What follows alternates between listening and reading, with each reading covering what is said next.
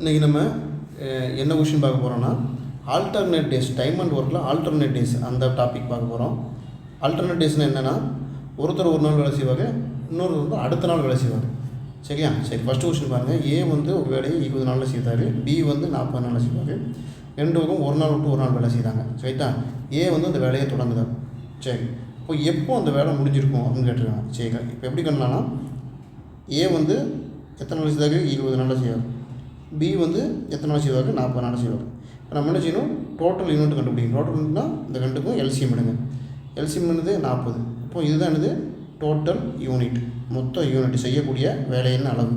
சரி, ரைட்டு. இப்போ ஏவோட எஃபிஷியன்சி கண்டுபிடிங்க. எப்படி கண்டுபிடிக்கலாம்? 20 × 2 40. ரைட்டா? பி பாருங்கள், 1 × 40 × 1 40. அப்போ 1. ரைட்டு, ஓகேவா? சரி, இதுதான் என்னதுன்னா ஏ வந்து ஒரு நாள் செய்யக்கூடிய யூனிட்டோட அளவு. சரியா? இது என்னது? பி வந்து ஒரு நாள் செய்யக்கூடிய யூனிட்டோட அளவு. சரியா? வேலையின் அளவு. ரைட். இப்போ என்ன செய்யணும்? எல்லாத்தையும் கூட்டிங்க, அவ்வளோதான். இப்போ ஏ ப்ளஸ் பி, ஏ ப்ளஸ் பி, இது எத்தனை? ஒரு டே, இது ஒரு டே. சரியா? அப்போ என்ன அர்த்தம்? இது 2 டேஸ். இது எத்தனை? 2 + 3 3 யூனிட். அப்போது ஏ ப்ளஸ் பி 2 நாளில் 3 யூனிட் செய்கிறாங்க. ரைட். நமக்கு எத்தனை யூனிட் செய்யணும்? மொத்தம் 40 யூனிட் செய்யணும். அப்போது நமக்கு 40 யூனிட் செய்யணும்னா இது கூட எதை பெருக்கணும்? 40 வரும். 3 × 13 39 யூனிட். 3 × 14 42 வந்துடும். ஸோ நமக்கு 40 தான் வேணும். அப்போ இதை தான் எடுக்கணும். அப்போ 3 × 13 எத்தனை? 39 யூனிட். அப்போ அதே மாதிரி 2 × அதே 13 போடுங்க. எத்தனை? 26 டேஸ். ஸோ ஏ ப்ளஸ் பி ரெண்டுக்கும் சேர்ந்து 26 நாளில் 39 யூனிட் முடிக்கிறாங்க. நமக்கு எத்தனை யூனிட் வேணும்? 40 யூனிட் வேணும். சரி, ரைட்டு. அப்போது யார் வேலையை ஃபஸ்ட்டு தொடங்குதா? ஏ. இப்போ ஏ வருவார். ஏ அடுத்து வருவார். எத்தனாவது நாள்? 27வது நாள். அவங்க எத்தனை யூனிட் முடிப்பாங்க ஒரு நாளில்? 2 யூனிட். அப்போது 39 + 2 41 யூனிட். ஓகேவா? அப்போ 27வது நாளில் நமக்கு 41 யூனிட் முடிஞ்சிடும். நமக்கு 40 தான் வேணும். ஓகேவா? கொஷினில் வந்து எத்தனாவது நாளில் முடிப்பாங்கன்னு கேட்டிருக்காங்க. ஸோ ஏ வந்து 27வது நாளில் செய்யும்போது நமக்கு 40 யூனிட் முடிஞ்சிடும். Option C. அடுத்த கொஷின். இப்போ இந்த கொஷின் பாருங்கள். ஏ வந்து ஒரு வேலையை 36 நாள் செய்தார். ரைட்டா? ஏ ஒரு வேலையை 36 நாள் செய்தார்.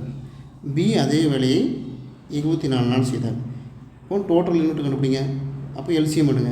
எல்சிஎம் 36 × 24 72. இதுதான் டோட்டல் யூனிட், அவங்க செய்யக்கூடிய வேலையின் அளவு. சரி, இப்போ 36 × 3 2 72.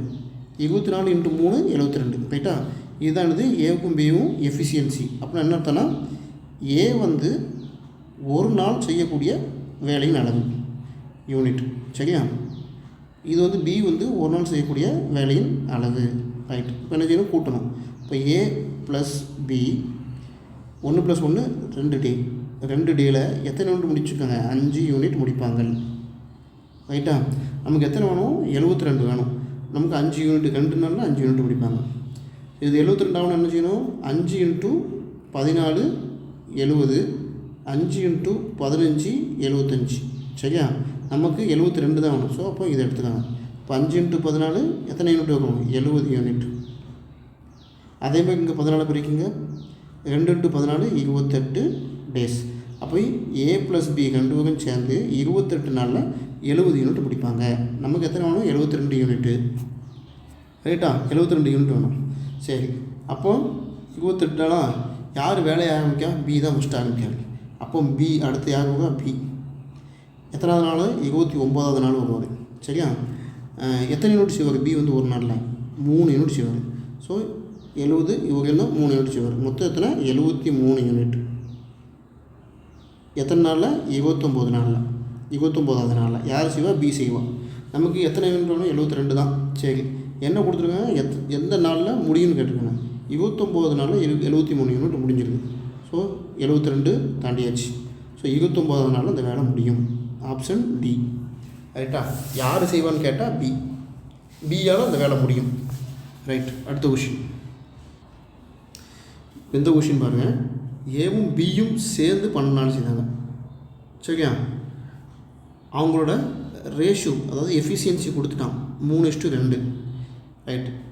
இப்போது அவங்க 12 நாள் வேலையை முடிப்பாங்க. இப்போ அதே இது வந்து அவங்க வந்து ஒரு நாள் விட்டு ஒரு நாள் வேலை செஞ்சுருந்தா எத்தனாவது நாள் அந்த வேலை முடியும் அப்படின்னு கேட்டிருக்காங்க. ரைட்டா?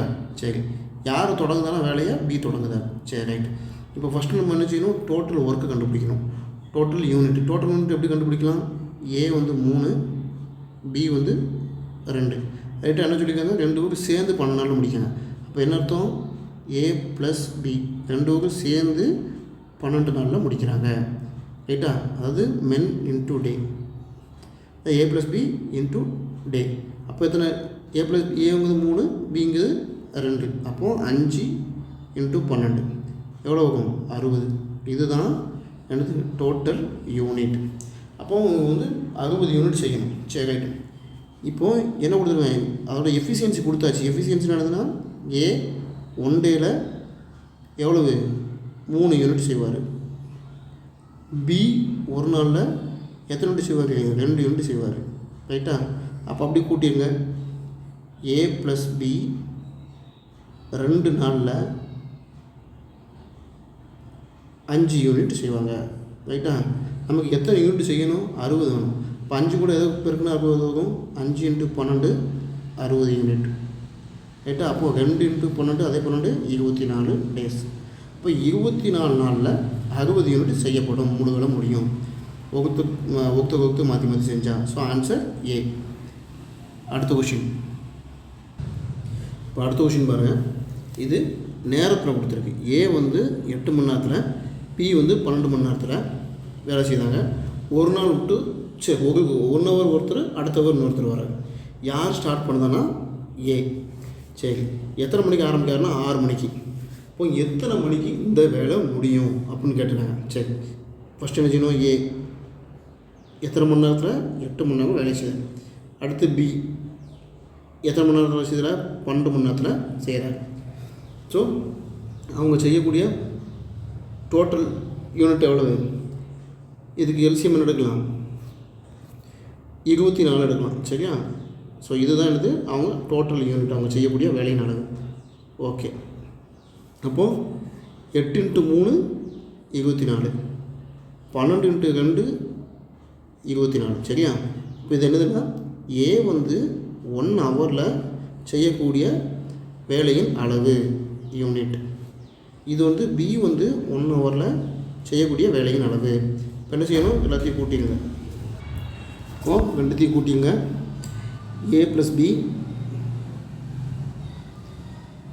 2 ஹவர்ஸ், 3 + 2 5 யூனிட். சரியா?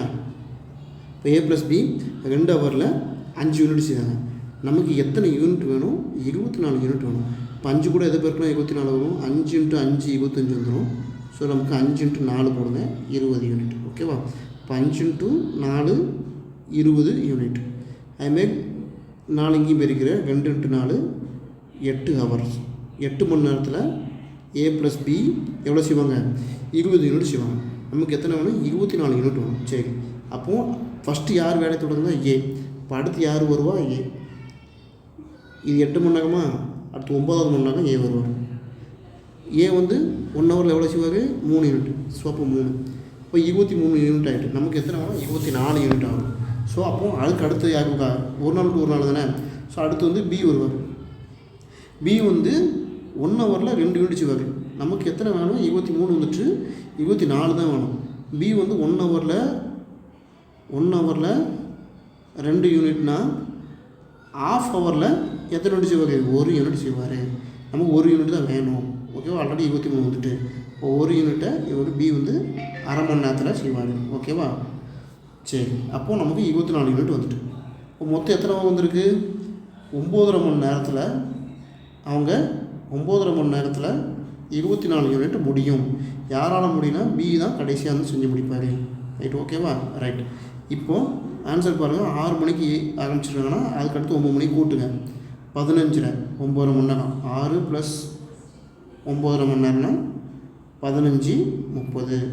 15.5 மணி நேரத்தில் இந்த வேலை முடியும். Option A. ரைட்.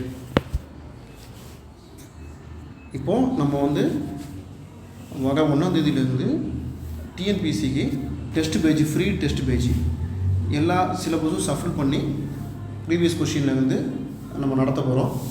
மொத்தம் 30 டெஸ்ட்டு டெய்லி வந்து உங்களுக்கு அப்லோட் ஆகும். நீங்கள் சப்ஸ்கிரைப் பண்ணுங்கள். சப்ஸ்கிரைப் பண்ணால் உங்களுக்கு தெரியும். ஃபாலோ பண்ணுங்கள். வர 1ஆம் தேதியிலேருந்து டெஸ்ட் பேஜ் ஆரம்பிக்கும், free test page. Okay, thank you.